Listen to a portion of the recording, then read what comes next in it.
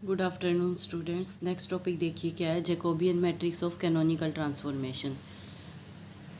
Canonical transformation जो हम लेकर चलते हैं उसके लिए जैकोबियन मैट्रिक्स हम निकालेंगे। तो उसके लिए पहले हमने एक मैट्रिक्स कंसीडर की क्यू यहाँ पर क्या है, एक जैकोबियन मैट्रिक्स है ऑफ ऑर्डर एन की। कैसे खुलेगी ये मैट्रिक्स? क्यू क्या लिखा है इसने, Q equal to curl Q I tilt by curl Q K. इस मैट्रिक्स को जब आप ओपन करोगे तो ये मैट्रिक्स कैसे ओपन होगी, curl I varying from 1 to n और के भी वेरिंग फ्रॉम 1 टू n ही है। तो ये कैसे खुलेगी, curl Q1 tilt by curl Q1, फिर curl Q2 curl Q1 tilt by curl Q2 up to so on curl Q1 tilt by curl Qn। फिर इसी तरीके से curl Q2 tilt by curl Q1 और फिर curl Q2 tilt by curl Qn up to so on n तक। इस तरीके से मैट्रिक्स ओपन होगी। जैसे ये कर भी रखी है यहाँ पर, ये मैट्रिक्स आपके पास क्या है, पी मैट्रिक्स बनेगी। ये आपके पास आर मैट्रिक्स बनेगी, सॉरी ये मैट्रिक्स क्यू मैट्रिक्स बनेगी जो भी मैंने आपको बताई है। क्यू मैट्रिक्स जब इसको खोल रहे थे हम तो ये मैट्रिक्स आई थी हमारे पास, ठीक है। ऐसे ही पी आर एस 3 और मैट्रिक्स हमने कंसीडर कर ली जैकोबियन मैट्रिक्स। इस सबका ऑर्डर कितना लिया हमने, एन। तो एक मैट्रिक्स एम कंसीडर की जिसमें फर्स्ट हमने ये क्या रखा, क्यू को, ये किसको रखा, आर को। फिर नीचे ये मैट्रिक्स है एस और ये क्या है, पी, ठीक है। क्यू आर एस पी ये हमने एम मैट्रिक्स कंसीडर किया है जिसके एलिमेंट्स फिर से क्या है, मैट्रिक्स ही हैं। फिर क्यू की वैल्यू रखी हमने, क्यू क्या था, curl Q I tilt by curl Q K. यहाँ आई और के इंडेक्स फिलहाल हमने हटा दिया, उसको लास्ट में लगाएंगे हम, बार बार ना लगाना पड़े इसलिए हमने नोटेशन ऐसे दे दी कि अभी हम फिलहाल नहीं लगा रहे। तो ये एम जैकोबियन मैट्रिक्स है किसकी, कैनोनिकल ट्रांसफॉर्मेशन, इस कैनोनिकल ट्रांसफॉर्मेशन की, जो कि हमने इंडिपेंडेंट ऑफ टाइम कंसीडर किया, ठीक है। उसके बाद ई एक यूनिट मैट्रिक्स ली हमने ऑर्डर एन की, और जे मैट्रिक्स हमने बनाई इसी मैट्रिक्स ई मैट्रिक्स से। किस तरीके से, 0 माइनस ई ई 0। ये एक मैट्रिक्स आएगी जिसका ऑर्डर कितना हो जाएगा, 2n, क्योंकि ई मैट्रिक्स हमने n ऑर्डर की लिए है तो जे मैट्रिक्स कितने ऑर्डर की बनेगी, 2n की। और जे का डिटर्मिनेंट क्या आएगा, 1, ठीक है, क्योंकि ई यहाँ पर आइडेंटिटी मैट्रिक्स है। अब since the transformation given by 4 is canonical, जो हम ट्रांसफॉर्मेशन पीछे लेकर चले थे वो कैसी ट्रांसफॉर्मेशन लेकर चले थे, कैनोनिकल। और कैनोनिकल ट्रांसफॉर्मेशन अगर हो तो so the following condition in terms of Lagrange bracket holds. ये लास्ट आर्टिकल से हमने निकाला ही था, कैनोनिकल की condition in terms of Lagrange bracket. ये कंडीशन हमारे पास आ चुकी है। अब हम क्या कंसीडर कर रहे हैं, M dash into J. M dash यहाँ पर क्या है, transpose of matrix M into जो जे मैट्रिक्स हमने कंसीडर किया है, ठीक है। एम की वैल्यू रखी और फिर उसका ट्रांसपोज लिया। आप वैसे अगर सिंपल मैट्रिक्स का ट्रांसपोज निकालते हो तो रो और कॉलम्स इंटरचेंज हो जाते हैं, ठीक है।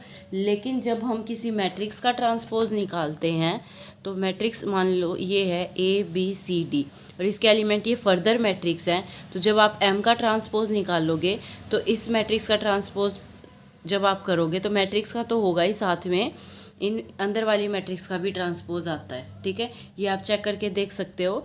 आप एक मैट्रिक्स ले लेना जिसके अंदर आप ये A B C D further कोई मैट्रिक्स ले लेना, जैसे इस तरीके से, ठीक है। यहाँ भी मैट्रिक्स रख लेना और जब एम का ट्रांसपोज आप निकालोगे तो क्या आएगा, अंदर वाले एलिमेंट्स का ट्रांसपोज और फिर उस फर्दर पूरे मैट्रिक्स का ट्रांसपोज, ठीक है।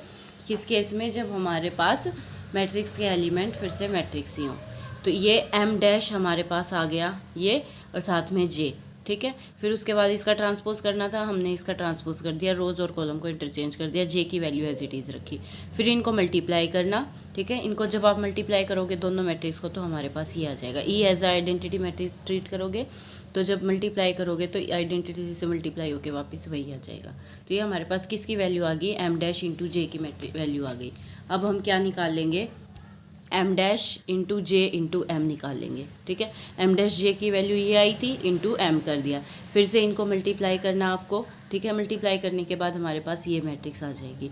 अब इसमें जैसे इसने पहले फर्स्ट एलिमेंट कंसीडर किया है, फर्स्ट एलिमेंट हमने नोटेशन हटा दी थी आई और जे की, अब हमने लास्ट में लगा दी है, ठीक है। जब इसमें समीशन लगाएंगे हम, समीशन हमारा कहाँ, वेरिएबल जो है वो 1 to n वेरी कर रहा है, तो ये जो वैल्यू आएगी, ये वैल्यू फर्स्ट जो हमारे पास कॉलम एलिमेंट आया है वो हमारे पास क्या बन गया, Lagrange bracket of Q I और क्यू के। आप चेक कर सकते हो जब आप क्यू आई क्यू के की लैग्रांज ब्रैकेट खोलोगे तो यही खुलेगी, ठीक है।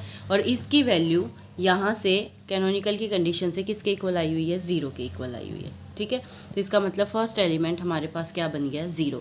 इसी तरीके से आप बाकी भी चेक कर सकते हो। ये हमारे पास क्या बन जाएगा, ये लैग्रांज ब्रैकेट बन जाएगी हमारे पास समेशन लगाने के बाद किसकी, पी आई पी के की, लेकिन नेगेटिव साइन के साथ। ठीक है, तो उसकी वैल्यू क्या थी हमारे, सॉरी क्यू आई और पी के की, और उसकी वैल्यू हमारे पास क्या थी, सी डेल्टा आई के। डेल्टा आई के की जगह यहाँ पर आपके पास आइडेंटिटी मैट्रिक्स आ जाएगी, क्योंकि मैट्रिक्स पर काम चल रहा है। इसके एलिमेंट अब क्या है, मैट्रिक्स है, तो सी आई लिखते थे, आई की जगह यहाँ ई नोटेशन दे रखी है। नेगेटिव साइन के साथ आया था इसीलिए माइनस सी ई बन गया।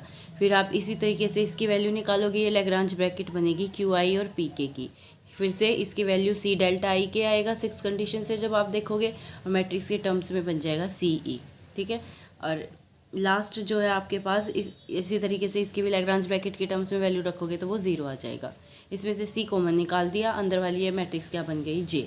तो एम डैश जे एम की वैल्यू क्या बन गई, सी जे। इसको इक्वेशन नंबर 7 डाल दिया हमने। ठीक है, and the matrix M which satisfy equation 7 is called generalize symplectic matrix.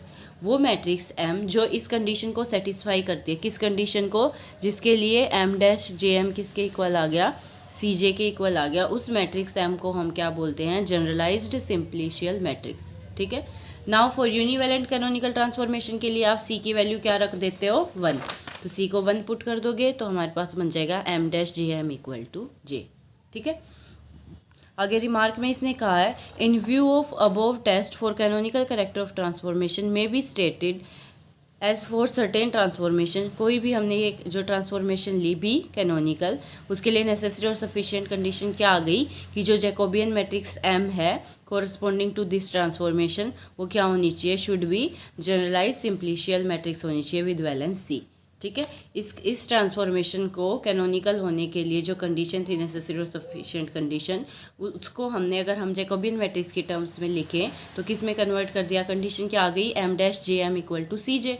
और जो मैट्रिक्स इस कंडीशन को सेटिस्फाई करती है उसको हम क्या बोलते हैं, जनरलाइज सिंप्लिशियल मैट्रिक्स। तो नेसेसरी और सफिशिएंट कंडीशन अब क्या आ गई कि इसके कोरस्पॉन्डिंग जो जैकोबियन मैट्रिक्स होगी वो कैसी होनी चाहिए, जनरलाइज सिंप्लिशियल मैट्रिक्स होनी चाहिए विद वैलेंस